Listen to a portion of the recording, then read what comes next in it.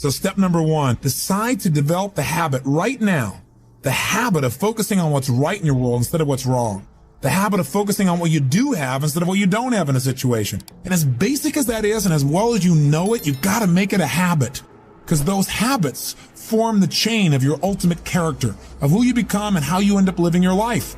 We've got to condition ourselves, because if we don't, we'll go back to the automatic state that most people live in today's society. The way to develop the habit is to go on a mental diet. I did this several years ago. As positive as I was going through unbelievable pain at the time.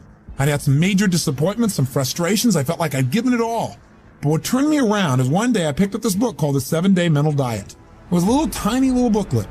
And all the booklet really did was, for about 12 of the 14 pages, it challenged me to really see if I could really truly, for 7 days, live my life without one negative thought. And it kept saying throughout the book, now don't just say, yeah, I can do it, and don't just say I'm gonna do it. Think for a while before you commit to this. Don't actually commit unless you're really going to do it for 7 straight days, no matter what. It doesn't mean you don't have a negative thought. It just means that if you have a negative thought, you don't speak it. You set it aside. You forget about it. Or you replace it. If you say something negative, you go erase. What I really mean is this. Or you say, that's not what I mean. Here's what I mean is this. And you immediately focus on something good. It's not that nothing negative ever comes out. It's that you immediately do not allow yourself to hold a negative feeling, a negative thought for 7 straight days, day and night, even when it gets tough. Even when somebody disappoints you, even when you get frustrated, even when you give your all and it still turns up lousy. Listen, if all I did was rant and rave on this tape and you didn't listen to anything else I said, but you took on this 7-day challenge, you can't believe what it'll do to your life. Now I gotta tell you, when I first read the book, I thought, wait a second, being positive isn't gonna change my life. I gotta deal with the real problems around me, those real challenges that are out there. I don't wanna just be positive. Somebody says, how's it going? I go, I'm doing great. And they go, why? You go, I don't know, but I just feel good. I don't wanna be that way. I wanna be real. I wanna be on top of things. But you know what? I thought, wait a second. I can be positive about solutions. I can still notice that there's some challenges out there without being negative about it. I can look at the challenges and say, okay, here's what's good about this. Here's how we can use this. Here's how we can turn this thing around, and continue to focus on that. So I took on the challenge for 7 days, changed my life. Now, by the way, one of the keys is you have to have 7 straight days of being absolutely positive. Not one negative thought, not one negative expression that you hold on to. Got to let go of it immediately. If you do not do this, if you're 3 days into it and you do well, and then you have a bunch of negativity, you got to start over. And you know what? After you go about 4, 5, 6 days in a row doing really well, something major negative is going to happen. How's that for some positive programming? But what it is a test to see how committed you really are. I'll tell you something. After 7 days, you feel like a different person. People around you respond to you like you're different as well. All you want to do is establish the habit of noticing what you do have instead of what you don't have. Noticing what's great about a situation versus what's not great. Focusing on solution instead of problems. That's what changes your life. Here's key number 2. Instead of judging yourself and others, decide, remember these are decisions, decide right now to become curious instead of judgmental. But remember, when you find fault in other people, when you start noticing constantly how they've wronged you, how this person is not good enough, or they're too egotistical, they're too proud, or they don't really care about people, as soon as you start judging other people, you just got to remember something. If you start judging other people, you're going to also start judging yourself intensely. If you're angry at other people, there's a very good chance you're angry at yourself as well.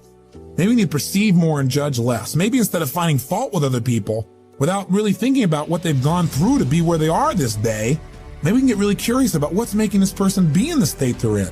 Or what's the motivation behind this person's anger?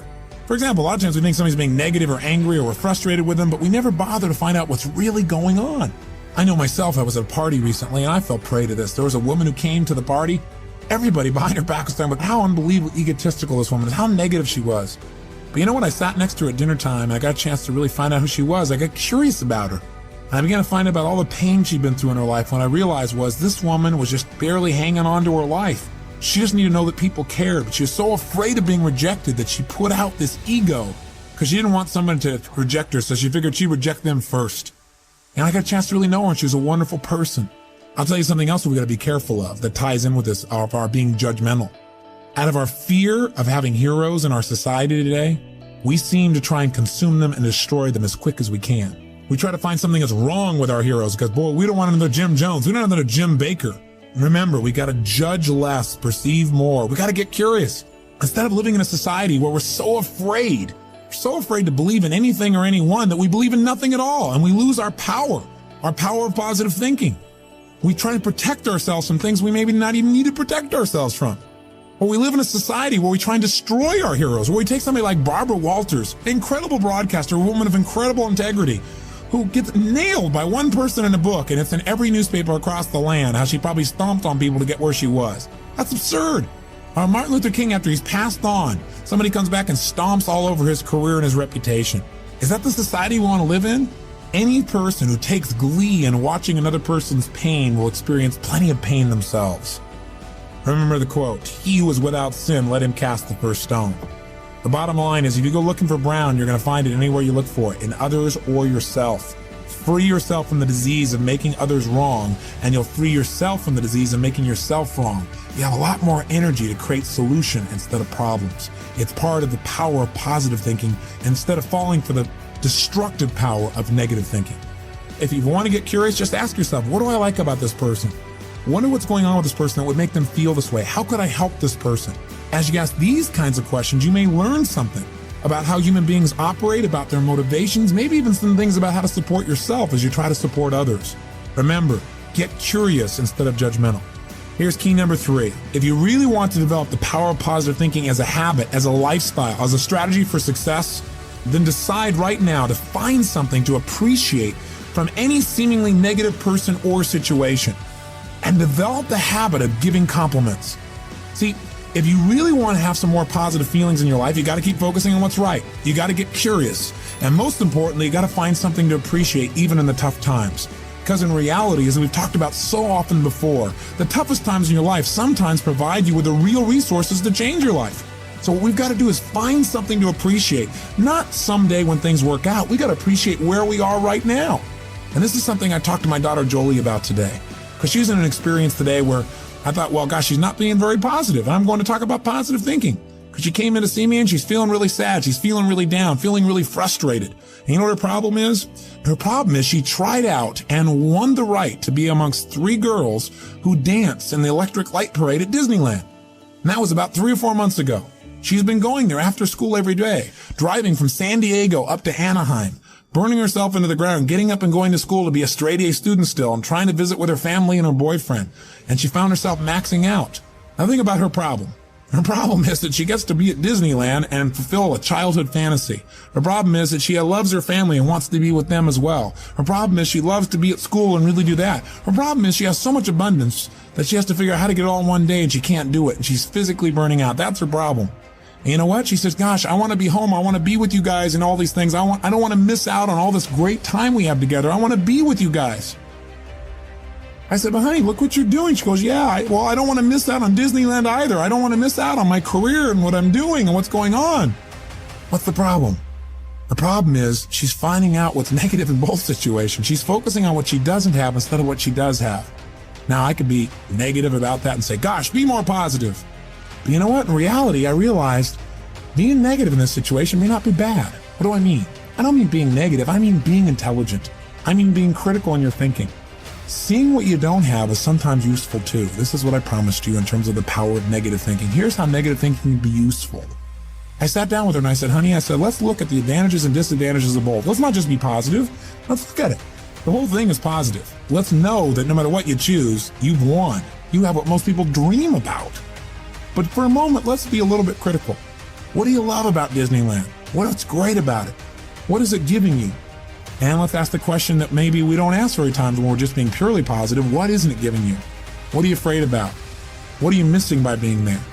What's great about being at home more? What's great about those things? What's not great about that?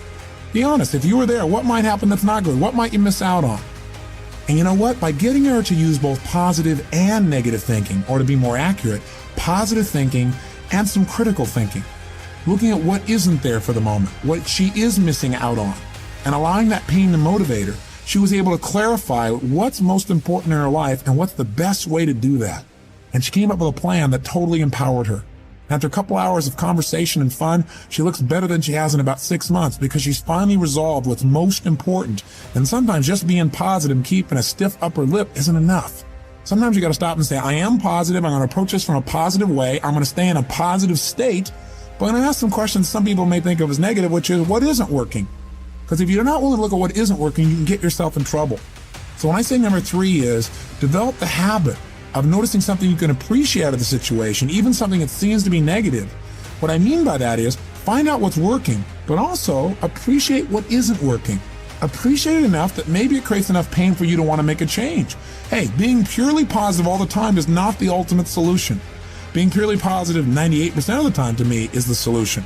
Remember our steps. Number one, you're going to focus on how it really is. And that's what we did today. Jolie and I sat down and said, let's see how it really is. And let's not just be positive. Let's stop for a second. How is it really? What's good? What isn't good? What's great? What isn't great in this context? Everything is great, but comparatively, what's great? What's not in both situations? Now, how do you really want it? And she decided how she wanted it. Now, what are we going to do to make that happen?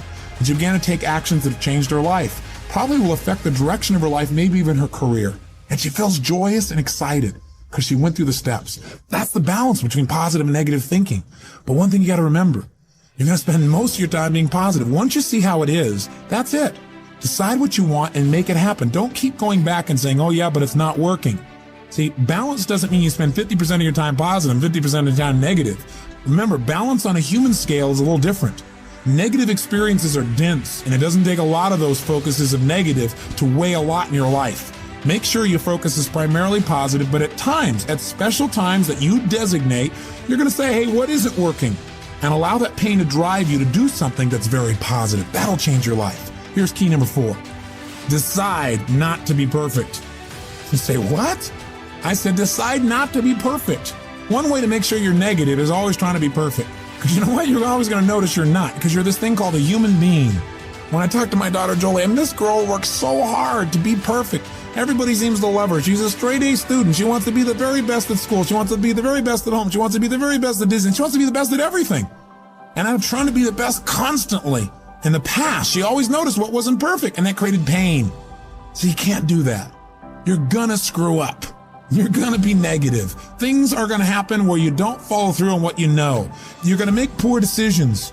You're gonna say things you shouldn't say, do things you shouldn't do, mess up like you shouldn't mess up. But you know what? When that happens, instead of being negative and beating yourself up and saying, boy, here's another example of me sabotaging myself, decide what you do want. And say, you know, I'm not perfect, but I am good. And what makes me good and what makes me great and what can make me excellent is as soon as I notice I'm not on track, I correct it and I get better. Your goal each day is to get better, not to be perfect.